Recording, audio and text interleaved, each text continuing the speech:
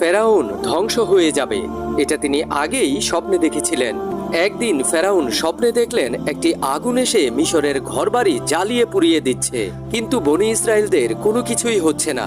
এই স্বপ্ন দেখে ফেরাউনের ভয়ে ঘুম ভেঙে যায়। এরপর ফেরাউন দেশের বড় বড় জাদুকর ও জ্যোতিষীদের ডেকে আনলেন এবং তাদের কাছে তার স্বপ্নের ব্যাখ্যা জানতে চাইলেন। জাদুকররা তাকে বলল, অতি দ্রুত বনি ইসরায়েলে একটা পুত্র সন্তান জন্মগ্রহণ করবে এবং তার হাতেই মিশরবাসীদের ধ্বংস হবে আর ফেরাউনের পতন ঘটবে।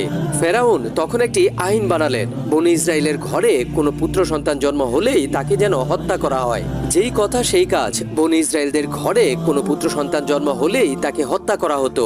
ওই সময়টা এতই ভয়ঙ্কর ছিল যে কোনো মহিলা গর্ভবতী হলে ভয়ে সারাক্ষণ আতঙ্কে থাকতো এবং সেই হত্যাযজ্ঞ চলাকালীন সময়ে জন্ম হয় হযরত মুসা আলাইহিস সালামের। এই ভয়ঙ্কর পরিস্থিতিতে তিনি কিভাবে বেঁচে গেলেন, পরবর্তী পর্বে জানতে পারবেন।